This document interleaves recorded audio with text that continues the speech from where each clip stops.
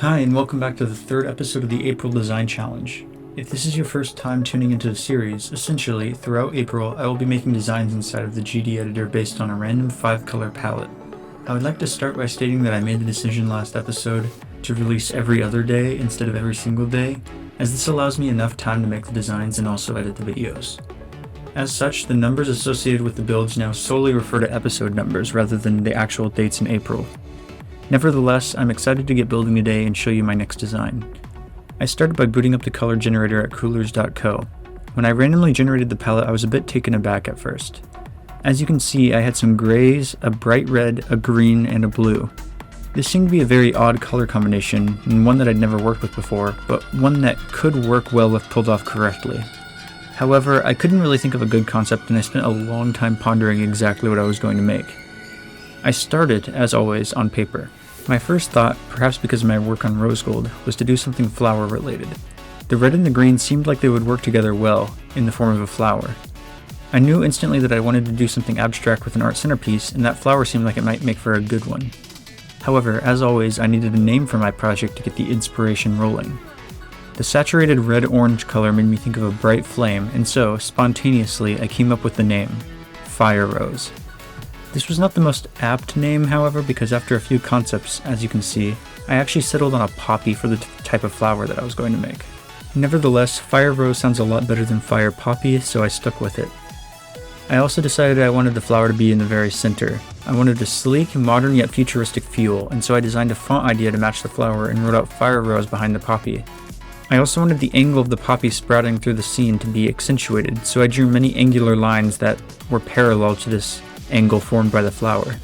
This angle is also identical to the one used in the modern font that I designed as well. You can also see it mirrored in many other aspects of my concept. I added more abstract designs around, some meant to emulate flowers, along with more text.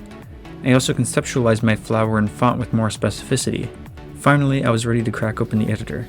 The first thing I did was make the background for my creation. I used the dark gray color so that the red of the poppy would really stand out.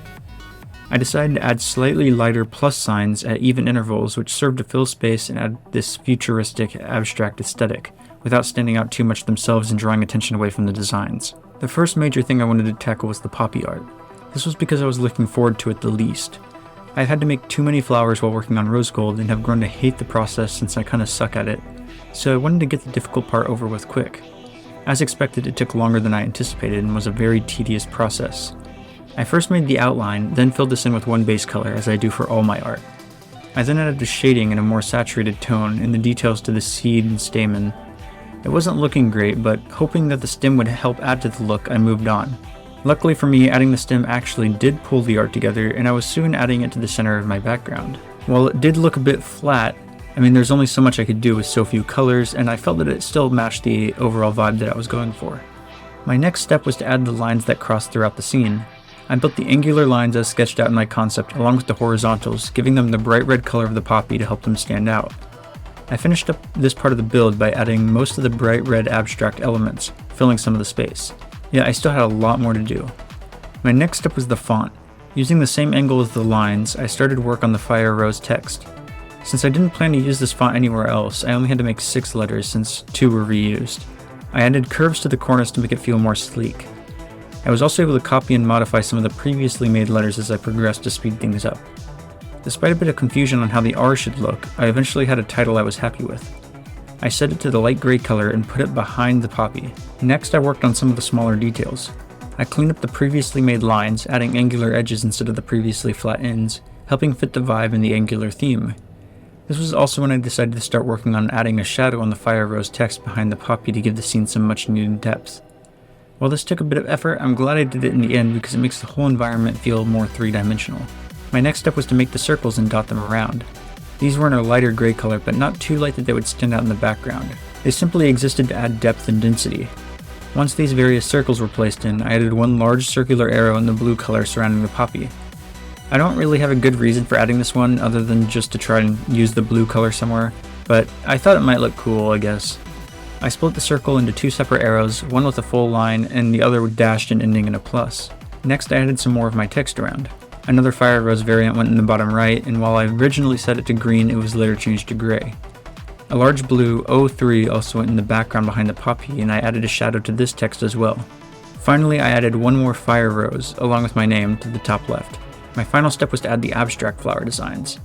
I used a 4-petal design from rose gold since I was too lazy to make a new version of the same thing, and colored it to the underused blue.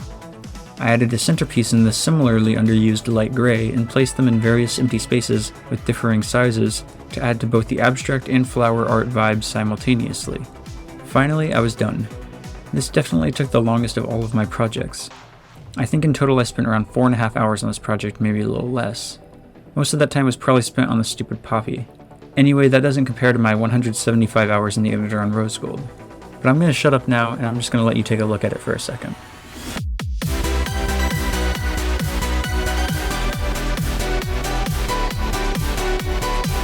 I hope you enjoyed this building project. I'll be back in 2 days from now with episode 4. The teaser word you'll get is Sunfall. Also, I'm thinking about making it a speed build style, just for my sanity so I don't have to edit a long video every day. Anyway, that's unfortunately all I have for you guys today. Until next time, see ya.